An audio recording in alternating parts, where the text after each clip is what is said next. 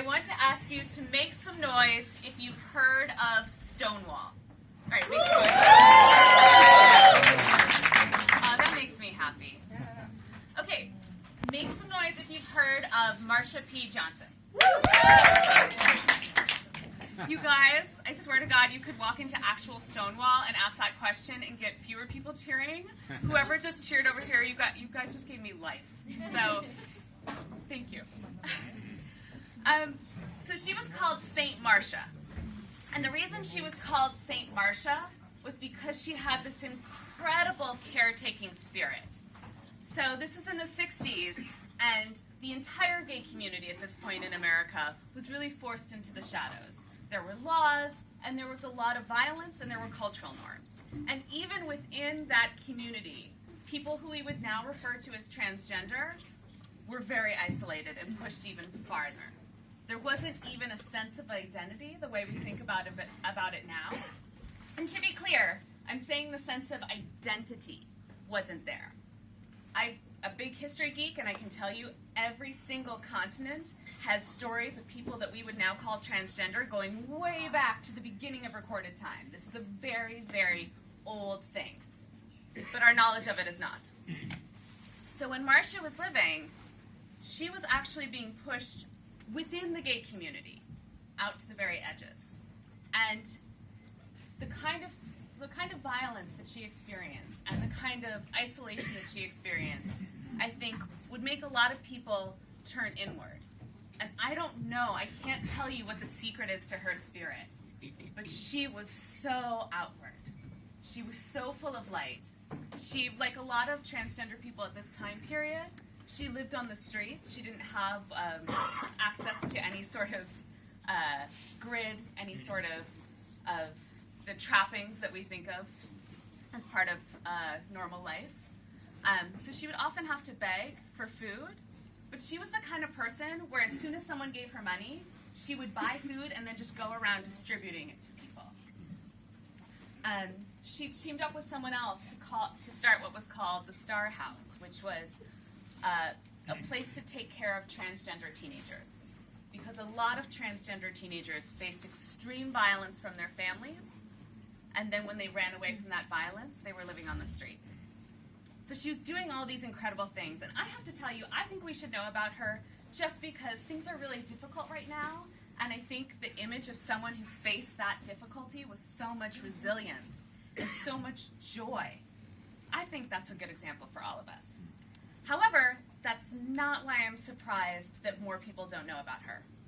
The reason I'm surprised that more people don't know about her is because of what she did on June 28th, 1969. She was at the Stonewall Inn, which was a gay bar. It was a place for people to meet, and the cops knew it.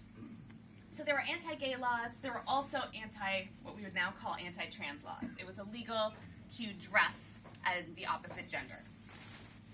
And so what the cops would do is they would pretty routinely just go into the Stonewall and just rough people up. And specifically, they would target the trans people. And I can't tell you what made this night different. But this night in 1969, Marsha fought back. The story later is that she picked up a shot glass and threw it against a mirror, and it was called the shot glass heard round the world. It's not totally clear if that actually happened. But the eyewitness accounts didn't talk about it. It was told later.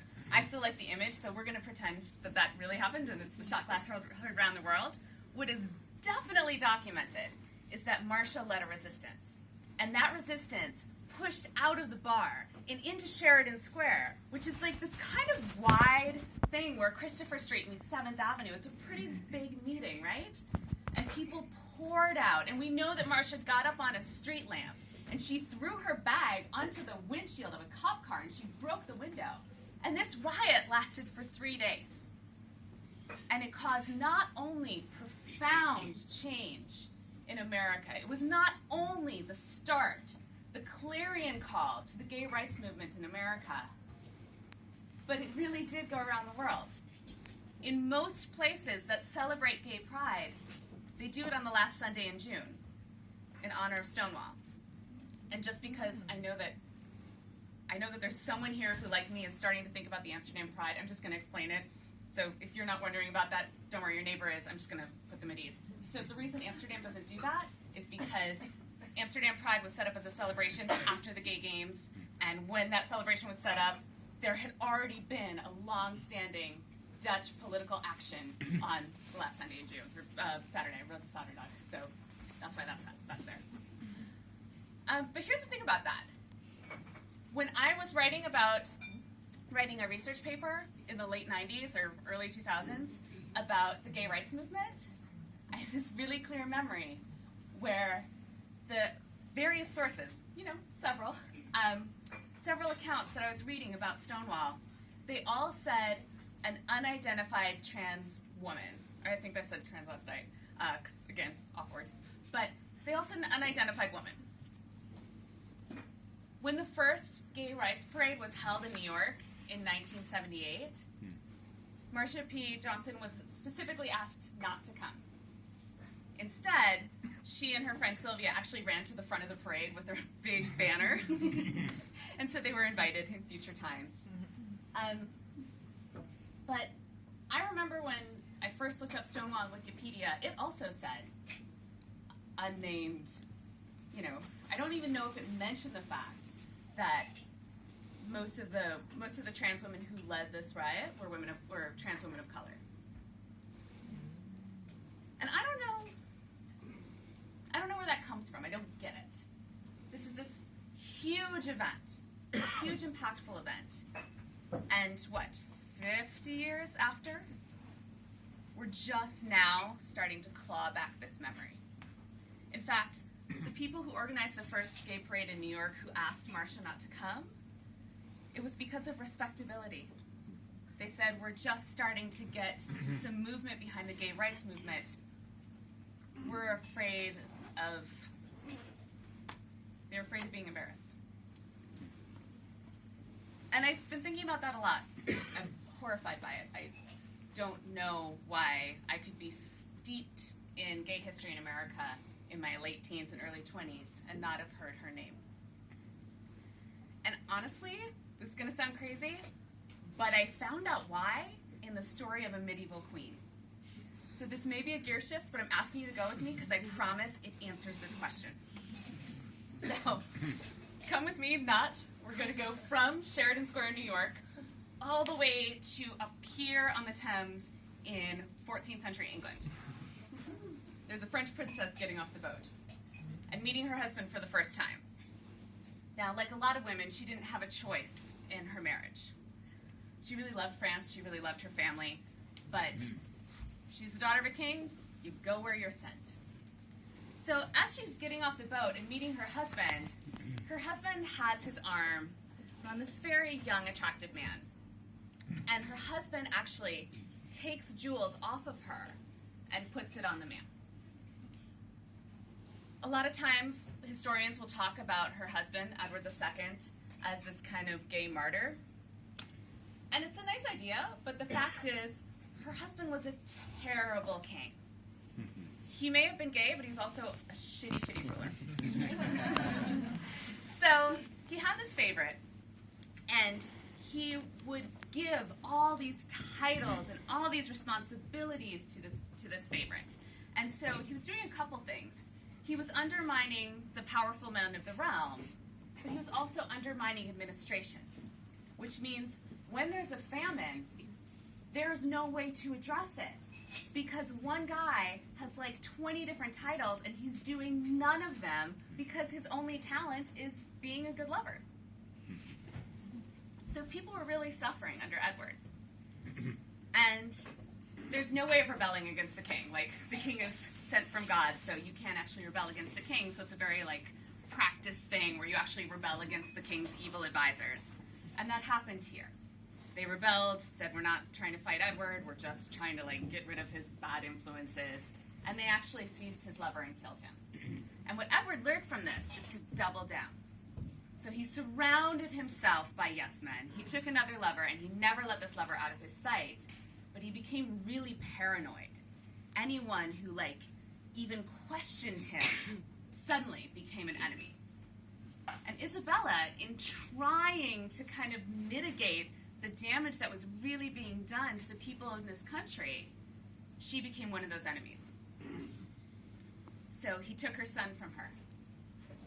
He exiled her. He took away from her all the women that she brought with her, so she was constantly surrounded, but she was constantly surrounded by his new lover's relations. So she was never alone, but she could never let the mask slip. She had to watch every single word. She was literally under state surveillance. And she was desperate to get her son back. And there was another rebellion, and this time a father and son were arrested. And they were a really powerful family, really well-respected, well-liked, and they were thrown in this damp, dark dungeon. And they were called the Mortimers. And the son, Roger, had to watch his father die inch by inch in this dungeon. People were so outraged by this that they actually helped Roger escape. It's the only person at the time, it was the only person to ever escape from the Tower of London. So he flees to France. And meanwhile, Edward's lover threatens to kill Isabella. And she realizes that if Edward kills her, she has no way of preventing this from happening. At this point, women are property. Even the poorest peasant can beat his wife to death without really having any consequences. No one's going to stop a king. So she figures out something really clever. There's this constant fighting happening between her family and her husband because French politics, we don't need to talk about it. So she offers to go as a diplomat. And he, for some reason, believes her. She must have been very convincing. So she gets to escape to France. And when she's in France, she says, I solved your problem. All you need to do is send your heir, her son, to do this ceremony that they were fighting about. You don't need to come. You can just let our son do it, and all will be well. And Edward's like, great, because I don't want to leave the country. I want to stay in the country with my lover. Fine, send the son. And it's only after the son gets to Isabella that she then refuses to leave. She sets up basically a revolutionary party, gathers an army towards her, gets this guy Mortimer, who I told you about earlier, whose father died in prison, gets him on side, and then they become lovers. And then they bring an army back to England. And they kick Edward out. And now the table has completely flipped. So Edward is isolated and alone and under state surveillance and under the guard of people who are treating him very badly. His lover is killed, his lover's supporters, some of them are killed and some of them are put in prison. And Isabella seizes the government and proceeds to do exactly what Edward did. She gives Mortimer all the honors and takes them from other people, and Mortimer now is beyond reproach. And anyone, even her own son, that speaks against Mortimer is now an enemy, and she now brings the full power of the state on him. And her story is a complicated one. I feel like when people tell her story, they either just tell the beginning part and end when she gets a hold of government, or they just tell the part where she raises an army and then becomes this demon witch. But the fact is, the two parts of the story go together. Someone who is helpless and vulnerable and subject to violence and fears and threats, when she became powerful, then subjected others to that. And I would argue that's what happened with Marsha P. Johnson's story as well. I think when we're not very good at dealing with vulnerability for humans. And when we are scared and when we are vulnerable, we kind of turn that into this desire to take power. There's a quote that I really like by Terry Pratchett that says, never put your faith in revolutions. They always come round again. That's why they're called revolutions. And I don't know how we get from fighting for justice to, speaking justice or making justice or dispensing justice. But I think the trick has to lie somewhere in not changing the outward circumstances, but changing ourselves. Confronting and challenging that part of ourselves that wants to take our rage and take our vulnerability and take our anger and put it on someone else. So I hope we can all start that, and I hope you will all tell people about St. Marsha. Thank you.